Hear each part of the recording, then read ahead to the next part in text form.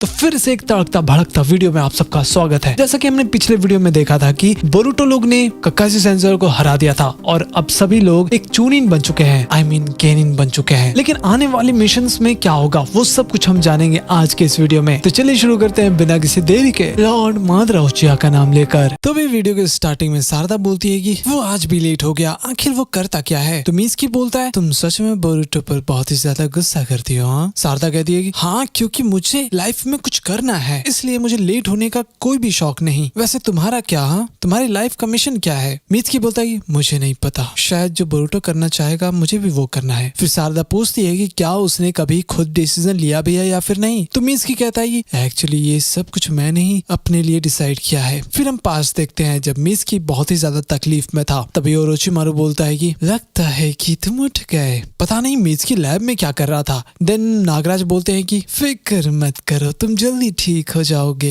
ये P low, अच्छा लगेगा। भाई सुगेत्सु भी उसे अजीब तरह से देख रहा था। हालांकि मिज़की वो दवाई नहीं पीता है और वो कप गिरकर टूट जाता है। फिर ओरोचिमारू जाते जाते सुगेत्सु को बोलता है कि जब ये ठीक हो जाए तो इसे मेरे कमरे में भेज देना। ओरोचिमारू के जाने के बाद सुगेत्सु बोलता है कि हे क्या तुम्हें सुनाई दे रहा है? तुम ठीक हो ना? वही नागराज बोलते हैं कि ये हमारा 6th अटेम्प्ट है, शायद ये बढ़िया काम करेगा। उधर सुगेत्सु मिज़की को लेकर जा रहा था और बोलता है कि लगता है कि तुम्हें वो याद नहीं जो तुम्हारे साथ हुआ, तुमने वो मिशन फेल कर दिया था। वेल, तुम बहुत ही ज्यादा घायल हो गए थे तो लॉर्ड ओरोचिमारू तुम्हें वापस लेकर आ गए। तभी सुगेत्सु उस पर हमला कर देता है, लेकिन अपना मिज़की भी सांप का शक्ति यूज कर देता है और कुनाई से हमला करने ही वाला था। हालांकि वो दोबारा खुद को ही घायल कर लेता है। सुगेत्सु फिर उसे ठीक कर देता है अपने वाटर जोत्सु से और बोलता है कि लगता है कि तुम्हारे बॉडी को सब कुछ याद है, तुम सच में एक निंजा हो। तुम्हें कोई सिटी में उठा कर ले गया था और मेमोरीज को मिटा दिया गया। मुझे माफ करना, मुझे बस चेक करना था। अगर तुम ये निंजा टेक्निक भूल जाते तो नागराज बहुत ही ज्यादा दुखी हो जाते हैं। फिर थोड़ी देर बाद नागराज कहते हैं कि हाँ, मैं हूँ ओरोचिमारू, शायद तुम्हें याद नहीं कि मैं तुम्हारा पेरेंट हूँ। उसको तो कुछ भी नहीं समझ आ रहा था कि भाई ये क्या बक रहा है। फिर ओरोचिमारू बोलते हैं हाँ सही सुना, इसलिए तो तुम मेरे लिए बहुत ही स्पेशल हो और हमें तुम्हारा मेमोरीज वापस लाना होगा। इस शिनोबी को देखो, ये दूसरे की मेमोरीज को चुरा लेता है और अपने अंदर डाल लेता है और चाहे ये किसी के अंदर भी डाल सकता है। तो अगर हमें तुम्हारी मेमोरीज को वापस लाना है तो हमें इसे पकड़ना होगा। सुगेत्सु बोलता है हमें शिनोबी को लॉक बोलते हैं और इसके एबिलिटी का नाम है एक्सपीरियंस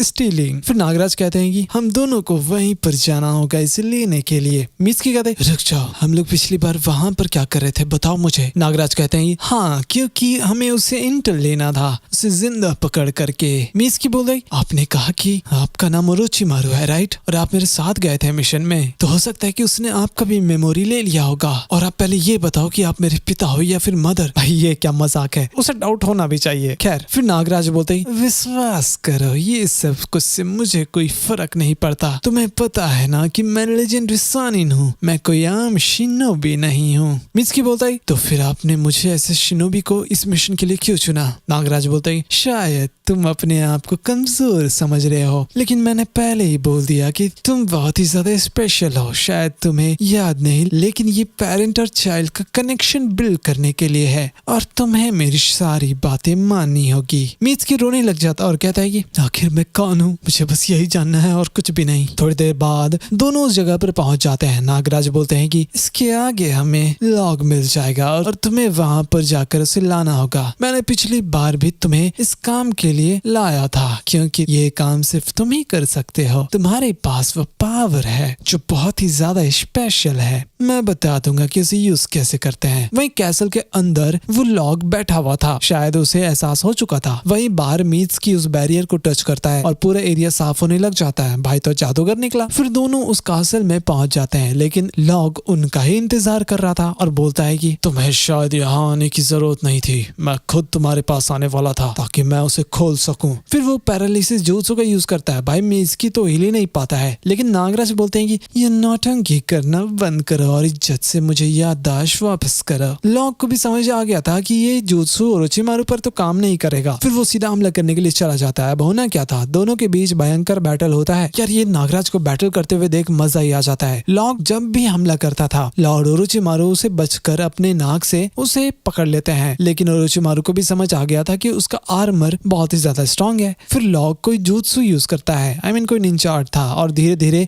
ओरोचिमारू ही गायब होने लग जाते हैं। ओरोचिमारू जाते जाते बोलते हैं कि मित्सुकी तुम्हारे पास से जुत्सु है तो उसे यूज करो। एंड फाइनली नागराज कैद हो चुके थे। फिर लॉग सीधा मित्सुकी की तरफ आ रहा था उसे पकड़ने के लिए, लेकिन वो हिल नहीं पा रहा था। पिछली बार तो उसने बड़े आराम से ये चीज कर लिया था। एंड फाइनली लॉग उस पर हमला करने ही वाला होता है अपने स्वॉर्ड से, बट वो रुक जाता है, पता नहीं क्यों। एक्चुअली ओरोचिमारू ने एक छोटा सा स्नेक को लॉग के आर्मर में भेज दिया था, अब उसका खेल खत्म था। फिर ओरोचिमारू बोलते हैं कि मित्सुकी क्या तुम इसके ऊपर नजर रख सकते हो, मुझे कुछ ढूंढने के लिए जाना है, और हाँ इधर उधर मत जाना, इसके पास तो बिल्कुल भी नहीं। तभी लॉग का हालत खराब होने लग जाता है क्योंकि उसके अंदर पॉइजन फैल रहा था और अब वो कुछ नहीं कर पा रहा था। लॉग मित्सुकी को मास्क हटाने के लिए बोल रहा था क्योंकि लॉग को लग रहा था कि ओरोचिमारू उसको बेवकूफ बना रहा है और कुछ भी नहीं, और बोलता है ओरोचिमारू ने तुम्हें कुछ भी नहीं बताया होगा राइट, मुझे अच्छे से पता है कि तुम कौन हो मित्सुकी। लेकिन मित्सुकी बता रहा था कि वो तो ओरोचिमारू का बच्चा है, लेकिन लॉग उसको भड़का रहा था कि ओरोचिमारू ने उसे यूज किया था, इसलिए सच्चाई जानना है तो मास्क हटा दो। फिर फाइनली मित्सुकी उसके अंदर से मास्क हटा देता है और भाई ये देख करके मित्सुकी का आंख खुला रह गया था। एक्चुअली वो आदमी मित्सुकी का बड़ा वर्जन था और बोलता है कि मैं भी मित्सुकी हूँ, मुझे बस तुमसे पहले बनाया गया। एक्चुअली ओरोचिमारू ने हमें आर्टिफिशियली बनाया है बस अपने काम के लिए, और हमारा नाम स्नेक है, और वो यहाँ पर आया है ताकि वो उस चीज को ढूंढ सके जिससे वो हमें बनाया है, इसलिए तुम इस बैरियर को तोड़ पाए। मैंने ही ओरोचिमारू से वो सीड चुराया था, यही मेरा प्लान था, लेकिन उस केस को खोलने के लिए मुझे वो चाबी चाहिए होगा जो ओरोचिमारू के पास है। फिर मित्सुकी पूछता है कि वो उसे डिस्ट्रॉय क्यों करना चाहता है। फिर बड़ा बड़ा मित्सुकी बोलता है कि क्योंकि जो आर्टिफिशियल बनाया जाता है वो असली इंसान नहीं होते, उसने नेचर को बदला है जो बिल्कुल भी ठीक नहीं। ओरोचिमारू ने मुझे अपना बेटा बनाया, मैं अलग था इसलिए मैं भाग गया, लेकिन उसने जल्दी रिप्लेसमेंट मिल गया। ध्यान रखना वो हर बार नया आर्टिफिशियल बीइंग बना लेगा और मैं उससे पहले तुम्हें खत्म कर दूंगा ओरोचिमारू। लेकिन ओरोचिमारू कहते हैं कि चाहे तुम दोनों कैसे भी इस दुनिया में लाए गए हो, भूलो मत कि तुम दोनों अलग नहीं हो, तुम दोनों मेरे प्यारे बच्चे हो जिसे मैं बहुत ही प्यार करता हूँ। तुम्हारे अंदर मुझसे भी ज्यादा पावर है। क्या ये गलत बात है एक बच्चे को इस दुनिया में लाना? तुम दोनों यहाँ बस प्यार की वजह से हो। बड़ा मित्सुकी भड़क जाता है ये सब सुन करके, तो नागराज बोलते हैं मैं कोई भगवान का काम नहीं कर रहा। फिर बड़ा मित्सुकी कहता है सुन लो मित्सुकी, तुम्हें अभी समझ नहीं आएगा, लेकिन तुम्हें ओरोचिमारू को रोकना होगा, मैं तुम्हारे से बड़ा हूँ और तुम्हें ये करना होगा। ओरोचिमारू बोलता है मित्सुकी क्या तुम्हें सच में ऐसा लगता है? मैं ऐसा कभी नहीं करूंगा, तुम मेरे पास आ जाओ, मैं तुम्हारे लिए एक अच्छा भाई बनाऊंगा। बेचारा मित्सुकी बहुत ही ज्यादा टेंशन में था और गुस्सा होने लग जाता है और अचानक से उसके अंदर से एक अलग ही लेवल का चाकरा निकलने लग गया था। वो बोलता है कि मैं छोटा जरूर हूँ लेकिन मुझे तुम दोनों पर भरोसा नहीं है और मैं आज से अपने खुद का डिसीजन लूंगा। फिर वो बिजली की स्पीड से ओरोचिमारू के हाथ से वो स्क्रॉल ले लेता है। ओरोचिमारू भी सोच में डूब गया था कि भाई ये इतना ज्यादा स्पीड हो गया। उसके बाद मित्सुकी वहां से तुरंत ही गायब हो जाता है लाइटनिंग के स्पीड से। फिर ओरोचिमारू बोलता है कि उसने फाइनली सेज ट्रांसफॉर्मेशन करना सीख लिया। बड़ा मित्सुकी भी शायद ओरोचिमारू का ही साथ दे रहा था और नागराज पूछते हैं कि तो इस बार तुमने उस स्क्रॉल के अंदर क्या डाला? बड़ा मित्सुकी बताता है कि वेल उसे तुम सन का फोटो कह सकते हो। एंड फाइनली उसने अपने 6th एटम में ये पूरा कर लिया, उसने हम दोनों को नहीं चुना। नागराज बोलते हैं कि लेकिन फिर भी किसी को नहीं पता था कि ये काम करेगा या फिर नहीं। मैं एक और बार ट्राई करना नहीं चाहता, मुझे डर है कि तुम लाइट नहीं बन पाओगे क्योंकि तुमने अंधकार चुना। तुम दोनों ही मेरे बेटे हो। बड़ा मित्सुकी बोलता है हाँ लेकिन मुझे नहीं लगता कि मैं कभी लाइट बनूंगा। फिर ओरोचिमारू बोलते हैं ये एक मून बनेगा जो चमकेगा पूरी दुनिया के ऊपर। वहीं मित्सुकी चांद को देखकर बोलता है मेरा असली नाम है मित्सुकी स्नेक मून। फिर प्रेजेंट में बोरुटो आ जाता है। उसे देखकर शारदा बहुत ही ज्यादा गुस्सा कर रही थी। एक्चुअली बोरुटो भाई किसी का मदद करने चला गया था। शारदा को उस पर बिल्कुल भी विश्वास नहीं होता है। वो दोनों मित्सुकी से पूछते हैं लेकिन मित्सुकी को भी इन दोनों से कोई भी मतलब नहीं था और बोलता है कि मैं तुम दोनों पर विश्वास करता हूँ और यहाँ से अब चलो। फिर कुछ टाइम बाद बोरुटो बोलता है कि मैंने और मेरे फ्रेंड्स ने ग्रेजुएशन एग्जाम को पास कर लिया और हम असली शिनोबी बनने वाले हैं और आज हमारा पहला मिशन होने वाला है। वहीं होकागे ऑफिस में कोनाहामारू बोलता है कि है ये तुम्हारा आज पहला मिशन होने वाला है तो ध्यान से सुनना। यहाँ पर सभी निंजा को असाइनमेंट दिया जाता है और तुम्हें पता होगा कि यहाँ पर हर तरह का मिशन मिलेगा, छोटा से छोटा और बड़ा से बड़ा भी हो सकता है। लेकिन शारदा पूछती है कि सभी मिशन को रैंक किया जाता है असाइन करने से पहले, जैसे कि S rank to D rank. हर टीम को उनके स्किल के अकॉर्डिंग ही मिशन दिया जाता है। कोनाहामारू बोलता है हाँ बिल्कुल सही कहा शारदा। तभी बोरुटो कहता है ठीक है तो हम लोग सीधा S रैंक मिशन करते हैं और सबको बता देंगे कि हम लोग क्या कर सकते हैं। कोनाहामारू बोलता है मुझे माफ करना लेकिन नए लोगों को सिर्फ सी या फिर डी रैंक मिशन मिलता है। बोरुटो को ये चीज फाइनली एक्सेप्ट कर लेता है और वो जल्दी इस मैटर को सॉल्व करके रिवॉर्ड लेना चाहता था। ये पानी कम चाय है उसके लिए। तभी नारुतो बोलता है, क्या तुम्हें ऐसा लगता है? हाँ, तुम अभी तक नहीं समझे कि कोई भी मिशन आसान नहीं होता। जितना जल्दी तुम ये चीज सीख लोगे उतना अच्छा है तुम्हारे लिए। फिर थोड़ी देर बाद शिगामारु बोलता है, ये एक ट्रेडिशन है, जब फर्स्ट होकागे खुद तुम्हें पहला मिशन देंगे, तुम्हें गर्व होना चाहिए। फिर नारुतो कहते हैं, ठीक है, तो टीम 7 का पहला मिशन होगा बदमाशों को पकड़ना। उसके बाद शिगामारु बोलता है, ये देखो, ये बॉर्डर है लैंड ऑफ फायर और लैंड ऑफ विंड के पास एक विलेज है। उन्होंने रिक्वेस्ट किया है कि वो लोग अपना फार्मिंग का काम करते हैं, लेकिन पानी ना आने की वजह से वहाँ पर अकाल आ गया है। लेकिन आसपास के लोग उनसे खाना पीना का सामान छीन लेते हैं, इसलिए उन्होंने हमें ये काम दिया है उन बैंडिट्स को रोकने का।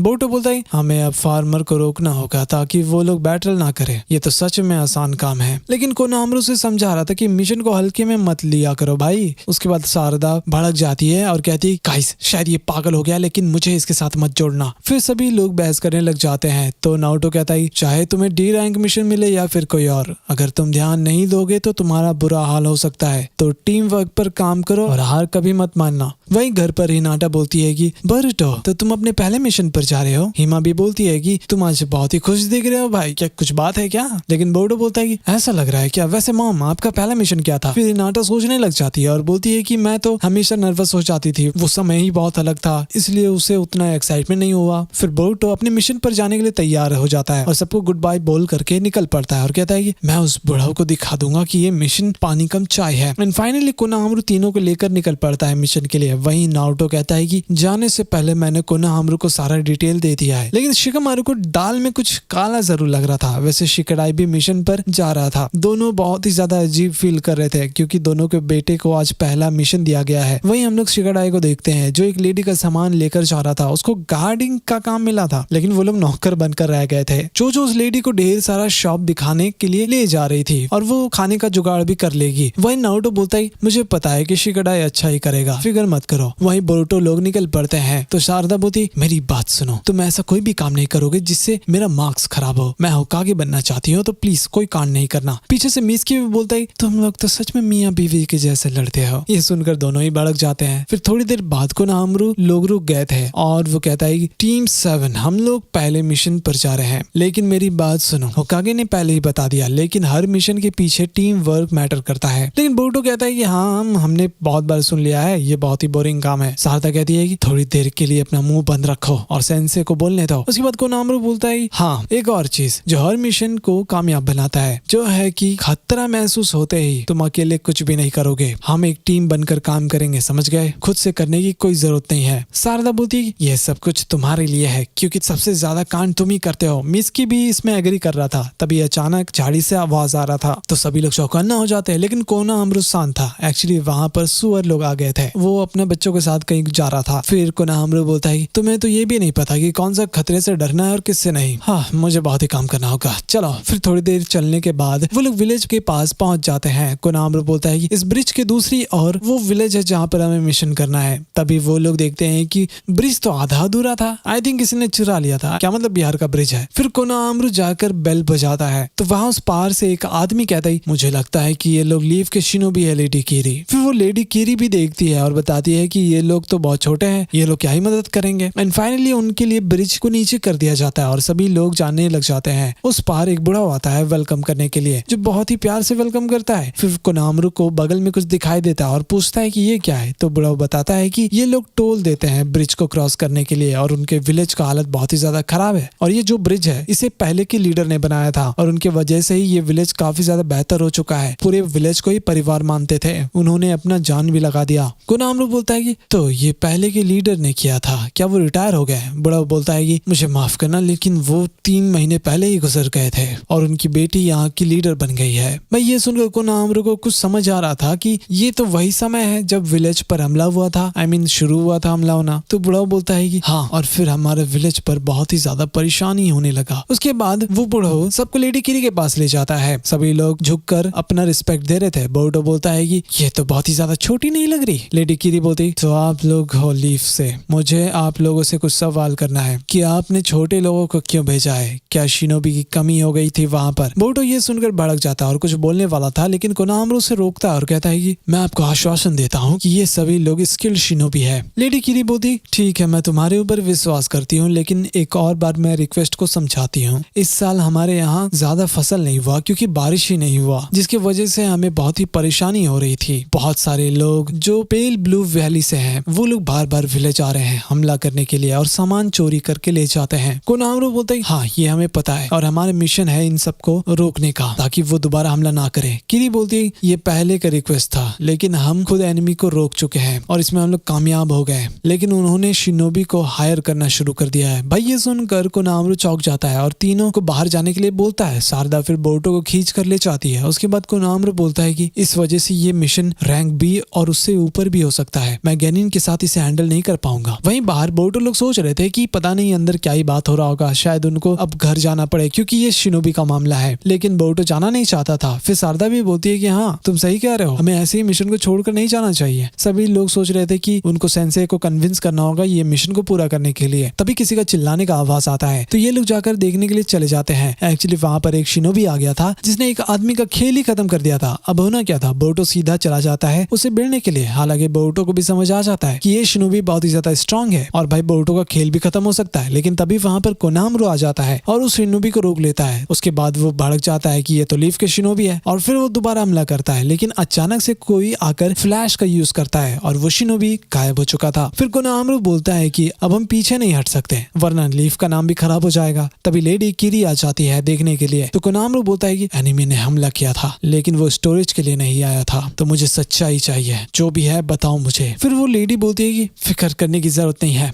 मैं इस सिचुएशन को हैंडल कर लूंगी, मैंने हिडन लीफ के शिनोबी को बुलाया है ना, ये सब काम कर लेंगे, तुम लोग मेरे साथ चलो। फिर बोरुटो बोल रहा था कि गुरु अब मजा आएगा ना मिशन में, मैं तो सब कुछ संभाल लूंगा। शारदा को ये चीज उतना अच्छा नहीं लगता है। थोड़ी देर बाद कोनोहामारू लेडी से पूछता है कि आखिर मैटर क्या है, सच सच बता दो, तभी हम लोग ये मिशन को पूरा करेंगे। लेडी बोलती है कि ये सब कुछ उस ब्रिज के पेपर वर्क की वजह से हो रहा है, अगर वो उनको ब्रिज नहीं सौंप देती तो वो लोग बार बार हमला करेंगे। लेकिन बोरुटो बोलता है कि इससे अच्छा तो उनको पेपर ही दे दो, इतना झमेला लेने का जरूरत ही क्या है। लेडी बोलती है कि हाँ मैं कभी इसे नहीं देने वाली क्योंकि ये मेरे फादर ने बनाया है। कोनोहामारू बोलता है कि बोरुटो शांत हो जाओ, वैसे इस बारे में किसको किसको पता है, क्या सिर्फ आपको इसके बारे में पता था। वहीं हम देखते हैं कि कोई आदमी अपने लीडर को बता रहा था कि लीफ के शिनोबी आ गए हैं विलेज में, उनको हराना अब इतना आसान नहीं होगा। वो लीडर बोलता है कि हमें तो बस वो ब्रिज चाहिए ना, तो मेरे पास एक प्लान है। फिर रात में सभी लोग सोए हुए थे, तभी अचानक से कोई आकर उनके घर को आग लगा देता है। फिर थोड़ी देर बाद बोरुटो लोग ये देखकर चौंक गए थे क्योंकि ये कुछ ज्यादा ही हो रहा है और तुरंत वो लोग हमला भी कर रहे हैं। तभी किसी का चिल्लाने का आवाज आता है। एक्चुअली वो शिनोबी दोबारा आ गया था, तो बोरुटो भी चला जाता है उससे बचाने के लिए। तभी ये देखते हैं कि उस मास्क के अंदर तो वही दद्दू थे जो सुबह को उनको वेलकम करने के लिए आए थे। फिर ढेर सारे लोग मिलकर बोरुटो को घायल कर देते हैं, लेकिन तभी वहां पर कोनोहामारू लोग आ गए थे बचाने के लिए और बताते हैं कि शायद सबको गेंजुत्सु किया गया है, हमें पहले जुत्सु यूजर को ढूंढना होगा। तभी सारे लोग उसकी तरफ आ रहे थे, लेकिन अचानक लेडी किरी आती है, लेकिन उसको भी एक विलेजर डर लेता है। तभी अपनी शारदा शारिंगन का यूज करके देख रही थी, लेकिन उसको भी वो जुत्सु कास्टर दिखाई नहीं देता। तो कोनोहामारू बोलता है कि फिक्र मत करो, थोड़ा सा ध्यान से सोचो, हम ये कैसे कर सकते हैं। मीस्की कहता है मेरे पास एक तरीका है, मैं अपने विंड स्टाइल का यूज कर सकता हूँ। फिर वो अपना जुत्सु यूज करता है और सभी लोग भाई उड़ने लग जाते हैं विंड स्टाइल की वजह से, लेकिन एक शिनोबी वहां से चला गया था। फिर बोरुटो बोलता है कि विलेज की हेड गायब हो चुकी है, अब ये मत कहना कि वो आदमी उसे ले गया।